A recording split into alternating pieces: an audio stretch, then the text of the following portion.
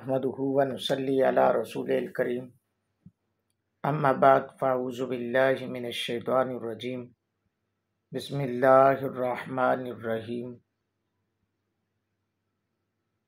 فأزلهما الشیطان عنها فأخرجهما مما كانا فيه وقلنا اهبطوا بعضكم لبعض عدو ولكم في الأرض مستقر ومتاع إلى حين فتلقى آدم من ربه كلمات فتاب عليه إنه هو التواب الرحيم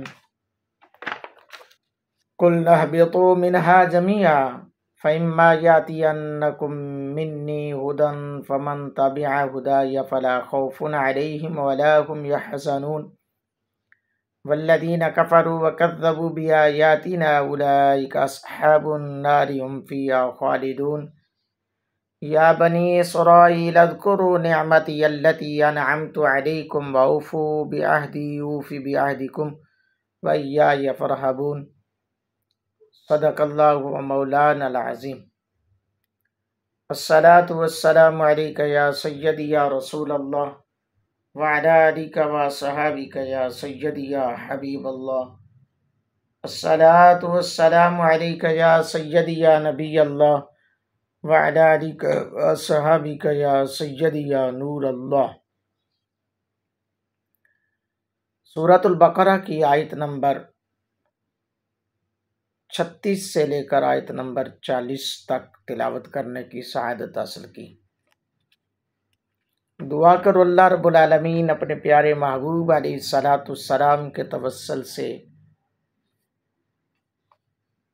درس قرآن کے سلسلے کو جاری و ساری رکھنے کی توفیق عطا فرمائے، اور اللہ تعالیٰ اپنے پیارے محبوب کے توسل سے سن سنا کے عمل کی سعادت عطا فرمائے۔ اللہ جل شانہ نے ارشاد فرمایا فَأَزَلَّهُمَا الشَّيْطَانُ عَنْهَا فَأَخْرَجَهُمَا مِمَّا كَانَ فِيهِ وَقُلْنَا اهْبِطُوا بَعْضُكُمْ لِبَعْضٍ عَدُوٌّ وَلَكُمْ فِي الْأَرْضِ مُسْتَقَرٌّ وَمَتَاعٌ إِلَىٰ حِينٍ۔ تو شیطان نے جنت سے انہیں لغزش دی اور جہاں رہتے تھے وہاں سے انہیں الگ کر دیا، اور ہم نے فرمایا نیچے اترو، آپس میں ایک تمہارا دوسرے کا دشمن، اور تمہیں ایک وقت تک زمین میں ٹھہرنا اور برتنا ہے۔ یعنی شیطان نے کسی طرح حضرت آدم و حوا کے پاس پہنچ کر کہا کہ میں تمہیں شجر خلد بتاؤں گا۔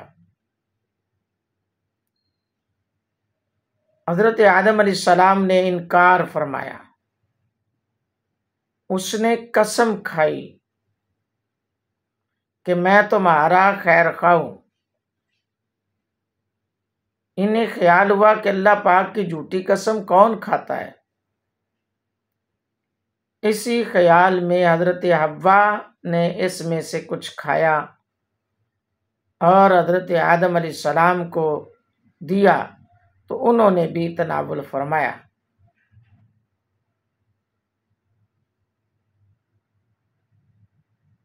تو یہاں پہ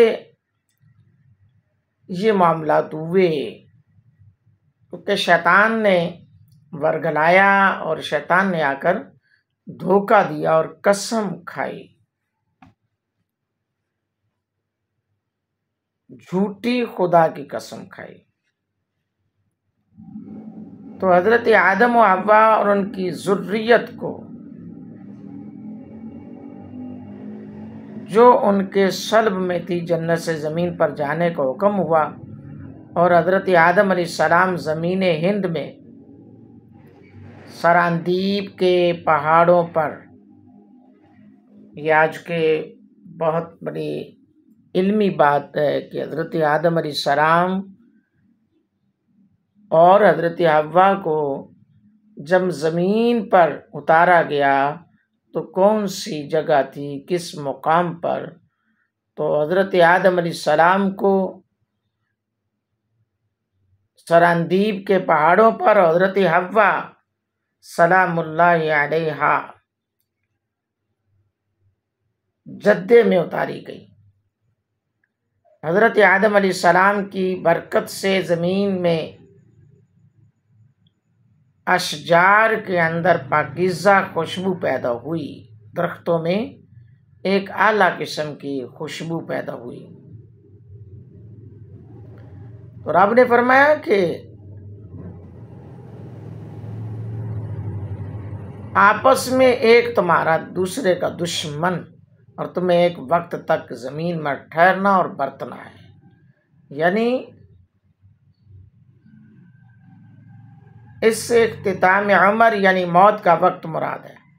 حضرت آدم علیہ السلام کے لیے بشارت ہے کہ وہ دنیا میں صرف اتنی مدت کے لیے ہیں، اس کے بعد پھر انہیں جنت کی طرف رجوع فرمانا، اور آپ کی اولاد کے لیے میعاد پر دلالت ہے کہ دنیا کی زندگی ایک مقررہ وقت ہے، عمر تمام ہونے کے بعد انہیں آخرت کی طرف رجوع کرنا ہے اور اللہ تعالیٰ کی بارگاہ سے اپنے اعمال کی وجہ سے جنت اور جہنم کا ان کا سبب بن سکتا ہے۔ آگے فرمایا فَتَلَقَّىٰ آدَمُ مِن رَّبِّهِ كَلِمَاتٍ فَتَابَ عَلَيْهِ، پھر سیکھ لیے آدم علیہ السلام نے اپنے رب سے کچھ کلمے، تو اللہ نے ان کی توبہ قبول فرمائی۔ اِنَّهُ هُوَ التَّوَّابُ الرَّحِيمُ، بے شک وہی ہے بہت توبہ قبول فرمانے والا۔ حضرت آدم علیہ السلام نے زمین پر آنے کے بعد 300 سال تک، کتنا عرصہ؟ 300 سال تک حیا کی وجہ سے آسمان کی طرف سر نہ اٹھایا۔ اللہ، فقط ایک خطا، وہ بھی اجتہادی تھی، اس پر حضرت آدم علیہ السلام 300 سال تک آسمان اول، زمین سے آسمان کا جو خلا ہے آسمان کی طرف بھی نہ دیکھا۔ اگرچہ حضرت داؤد علیہ السلام کثیر البقا، یعنی زمین میں بہت زیادہ رونے والے تھے، آپ کے آنسو تمام زمین والوں کے آنسوؤں سے زیادہ ہیں، مگر حضرت آدم علیہ السلام اس قدر روئے کہ آپ کے آنسو حضرت داؤد علیہ السلام اور تمام اہل زمین کے آنسوؤں کے مجموعہ سے بھی بڑھ گئے۔ حضرت داؤد علیہ السلام کو بڑا مقام ہے، آپ بڑی خشیت الہی میں رویا کرتے تھے، آپ اللہ کے ڈر سے، خوف خدا سے وہ روتے رہتے، آپ کو کثیر البقا کہا جاتا ہے۔ حضرت آدم علیہ السلام کو اللہ رب العالمین نے یہ مقام عطا فرمایا کہ وہ اتنا روئے کہ ان کے پوری روئے زمین پہ تا قیامت جتنے لوگ بھی آئیں، ان کے آنسوؤں حضرت داؤد علیہ السلام کے آنسوؤں کے مجموعے سے بھی زیادہ بڑھ گئے۔ حضرت مولا علی المرتضیٰ کرم اللہ وجہہ الکریم سے مرفوعاً روایت ہے کہ جب حضرت آدم علیہ السلام پر اتاب ہوا تو آپ فکر توبہ میں حیران تھے۔ اس پریشانی کے عالم میں یاد آیا کہ وقت پیدائش میں نے سر اٹھا کر دیکھا تھا، عرش پر لکھا تھا لا الہ الا اللہ محمد الرسول اللہ صلی اللہ علیہ وآلہ وسلم۔ تو حضرت آدم علیہ السلام فرماتے میں سمجھا تھا کہ بارگاہ الہی میں وہ رتبہ کسی کو میسر نہیں جو حضرت محمد عربی صلی اللہ علیہ وآلہ وسلم کی ذات کو حاصل ہے۔ اللہ تعالیٰ نے ان کا نام اپنے نام کے ساتھ عرش پر لکھا ہے، لہذا آپ نے اپنی دعا میں ربنا ظلمنا انفسنا وَإِن لَّمْ تَغْفِرْ لَنَا وَتَرْحَمْنَا لَنَكُونَنَّ مِنَ الْخَاسِرِينَ کے ساتھ یہ عرض کیا أَسْأَلُكَ بِحَقِّ مُحَمَّدٍ أَن تَغْفِرْ لِي. تہاڈا جڑا بابا ہے نا، بابا حضرت آدم علیہ السلام، آج بڑی باتیں کی جاتی ہیں، حضور کے وسیلے کی بات ہے، وسیلے کا انکار کرنے والوں کے لیے دلیل. حضرت آدم علیہ السلام عرض کرتے ہیں اسألک بحق محمد ان تغفر لی. اور ابن منذر کی روایت میں یہ کلمے بھی ہیں، اللہم انی اسألک بجاہ محمد عبدک، اللہ، وکرامتی علیک ان تغفر لی خطیئتی. اللہم انی اسألک بجاہ محمد عبدک وکرامتی علیک ان تغفر لی خطیئتی، یعنی یا اللہ میں تجھ سے تیرے بندہ خاص،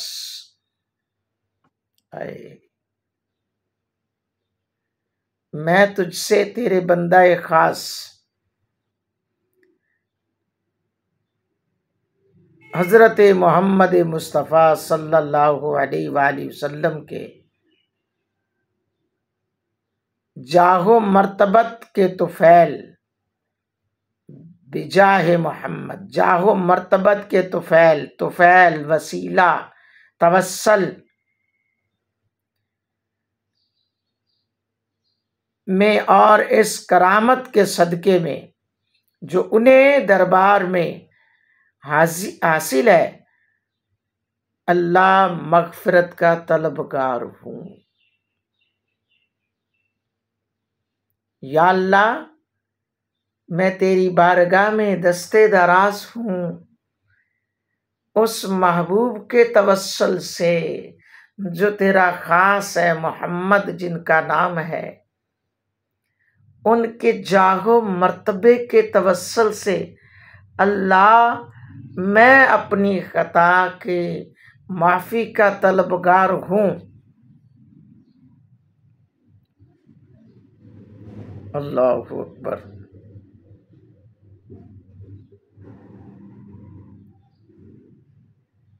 تو یہ دعا کرنا تھی، تو اللہ تعالیٰ نے ان کی توبہ کو قبول فرمایا. اس سے ثابت ہوا کہ مقبولان خدا، مقبولان بارگاہ کے وسیلے سے دعا حق فلاں بجاہ فلاں کہہ کر مانگنا اور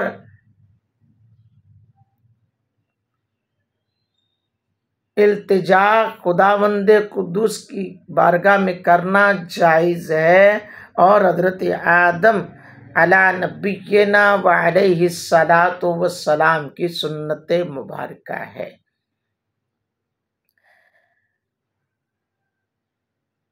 اس پر یہ بھی بات آتی ہے کہ اللہ تعالیٰ پر کسی کا حق واجب نہیں ہوتا، لیکن وہ اپنے مقبولوں کو اپنے فضل و کرم سے حق عطا فرماتا ہے.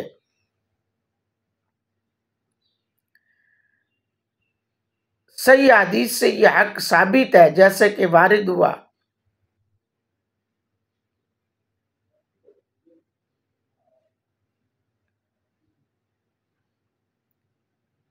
فرمایا کہ جو ایمان لایا اللہ پر اور اس کے رسول پر، نماز قائم کی، رمضان کے روزے رکھے، اللہ تعالیٰ کے ذمہ کرم پر ہے کہ اسے جنت میں داخل فرمائے. حضرت آدم علیہ السلام کی توبہ 10ویں محرم کو قبول ہوئی. جنت سے اخراج کے وقت اور نعمتوں کے ساتھ عربی زبان بھی آپ سے سلب کر لی گئی تھی، بجائے اس کے کہ زبان مبارک پر سریانی جاری کر دی گئی تھی. قبول توبہ کے بعد پھر زبان عربی عطا ہوئی. توبہ کی اصل رجوع اللہ ہے. اس کے 3 رکن ہیں. نمبر 1 اعتراف جرم، نمبر 2 ندامت، نمبر 3 عزم ترک. اگر گناہ قابل تلافی ہو تو اس کی تلافی بھی لازم ہے. مثلاً تارک صلاۃ کی توبہ کے لیے پچھلی نمازوں کی قضا پڑھنا بھی ضروری ہے۔ توبہ کے بعد حضرت جبریل علیہ السلام نے زمین کے تمام جانوروں میں حضرت آدم علیہ السلام کی خلافت کا اعلان کیا اور سب پر ان کی فرما برداری لازم ہونے کا حکم سنایا۔ سب نے قبول اطاعت کا اظہار کیا۔ آگے اللہ فرمایا قُلْ نَهْبِطُوا مِنْهَا جَمِيعًا فَإِمَّا يَأْتِيَنَّكُم مِّنِّي هُدًى فَمَن تَبِعَ هُدَايَ فَلَا خَوْفٌ عَلَيْهِمْ وَلَا هُمْ يَحْزَنُونَ۔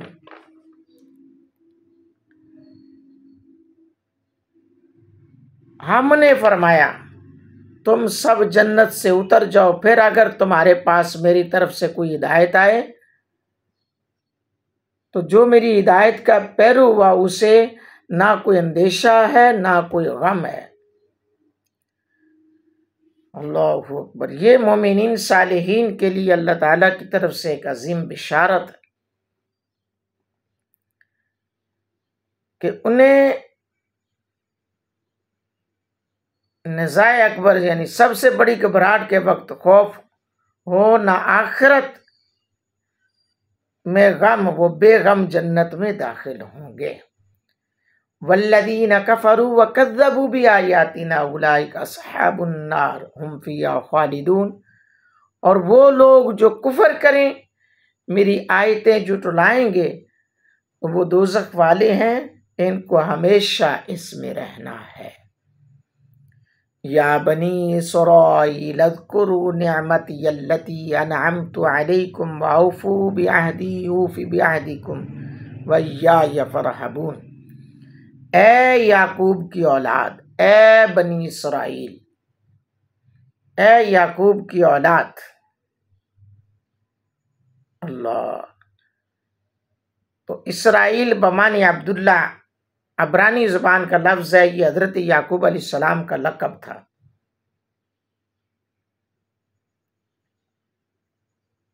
تو یہاں پر مفسرین کا یہ بھی قول ہے، اللہ تعالیٰ نے یا ایھا الناس اعبدوا، اے لوگوں اپنے رب کو پوجا فرما کر پہلے تمام انسانوں کو عموماً دعوت دی، پھر اذ قال ربک فرما کر ان کے مبدا یعنی پیدائش کا ذکر کیا انسانوں کا، اس کے بعد خصوصیت کے ساتھ بنی اسرائیل کو دعوت دی۔ یہ لوگ یہودی ہیں، اور یہاں سے دوسرے سپارے سیقول السفہاء تک ان سے کلام جاری ہے۔ کبھی ان پر عنایت و مہربانی کرنے کا تذکرہ ہے، اور کبھی خوف دلایا جاتا ہے، کبھی حجت قائم کی جاتی ہے، کبھی ان کی بدعملی پر ان کو ڈرایا جا رہا ہے، کبھی گزشتہ عقوبات کا ذکر ہے۔ تو یہ ساری چیزیں یہاں سے دوسرے سپارے کے اندر یہ ساری چیزیں موجود ہیں۔ آگے اللہ فرمایا یاد کرو میرا وہ احسان جو میں نے تم پر کیا۔ یہ احسان کہ تمہارے آبا کو فرعون سے نجات دلائی، دریا کو پھاڑا، ابر کو، بادلوں کو تمہارا سائبان بنایا، ان کے علاوہ اور احسانات جو آگے تذکرہ، ان سب کو یاد کرو۔ اور یاد کرنا یہ ہے کہ اللہ تعالیٰ کی اطاعت و بندگی کر کے شکر بجا لاؤ، کیونکہ کسی نعمت کا شکر نہ کرنا ہی اس کا بلانا ہے۔ اور فرمایا میرا عہد پورا کرو، میں تمہارا عہد پورا کروں گا، یعنی تم ایمان اور اطاعت بجا لا کر میرا عہد پورا کرو، میں جزا اور ثواب دے کر تمہارا عہد پورا کروں گا۔ اس عہد کا بیان وَلَقَدْ أَخَذْنَا مِيثَاقَ بَنِي اسرائیل میں بھی آنے والا ہے۔ اور فرمایا اور خاص میرا ہی ڈر رکھو، یعنی قرآن پاک کے اندر یہ بات موجود ہے، خاص میرا ہی ڈر رکھو، دوسرے لوگوں سے ڈرنے کی ضرورت نہیں ہے۔ مومن کا کام ہے کہ اللہ کے سوا کسی سے نہ ڈرے۔ یہ مومن کی شان ہے، یہ مومن کی عظمت ہے کہ رب کے سوا وہ کسی سے نہیں ڈرتا۔ حضرات گرامی قدر، آج کے درس قرآن کے اندر جن چیزوں کا تذکرہ ہے وہ جو شیطان کا پھسلانا، حضرت آدم علیہ السلام کو ورگلانا، اور پھر قسم کھانا، قسم کھا کر وہ شجر ممنوعہ کے پاس لے کر جانا،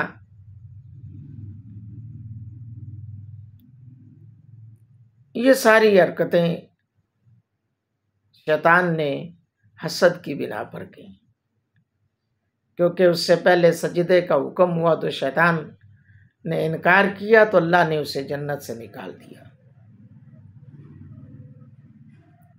تو شیطان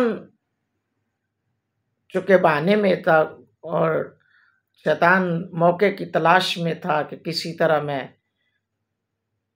حضرت آدم علیہ السلام کو بھی جنت سے نکلوانے میں کامیاب ہو جاؤں، تو ایسا ہی ہوا، بلکہ اس نے قسم کھائی۔ بات یہ موجود ہے، امام بغوی نے لکھا ہے کہ جب حضرت آدم علیہ السلام جنت میں داخل ہوئے تو کہا کاش وہ اس جنت میں ہمیشہ رہتے ہیں۔ جب شیطان جنت میں داخل ہوا تو وہ حضرت آدم و حوا کے درمیان کھڑا ہو گیا، انہیں معلوم نہ تھا کہ یہ شیطان ہے۔ اس نے رونا شروع کر دیا اور خوب نوحہ کر کے انہیں بھی غم زدہ کر دیا۔ نوحہ، سب سے پہلے نوحہ شیطان نے کیا۔ حضرت آدم و حوا نے پوچھا تو کیوں اتنا رو رہا؟ اس نے کہا میں اس لیے رو رہا ہوں کہ تم دونوں مر جاؤ گے۔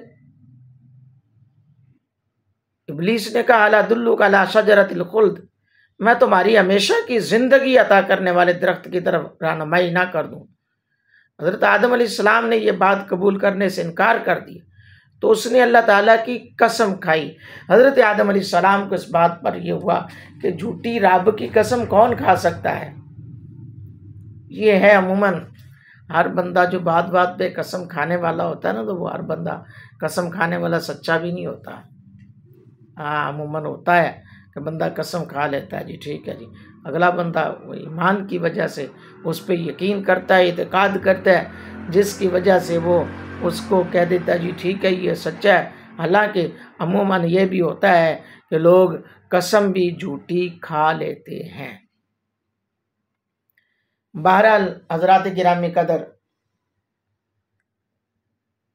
یہ آج کے درس میں اللہ نے مومنین پر انعام کا بھی تذکرہ فرمایا، بنی اسرائیل کو بھی مخاطب فرمایا، اے بنی اسرائیل یاد کرو میرا وہ احسان، کیونکہ یہ بنی اسرائیل کی جو قوم ہے نا بڑی ہڈ حرام تھی، بات بات پہ ڈیمانڈز کرتی تھی، بات بات پہ وہ حکم عدولیاں بھی کرتی تھی، پھر عذاب کی مستحق بھی ہوئے۔ میرے دوستو، آج کے اس درس قرآن کو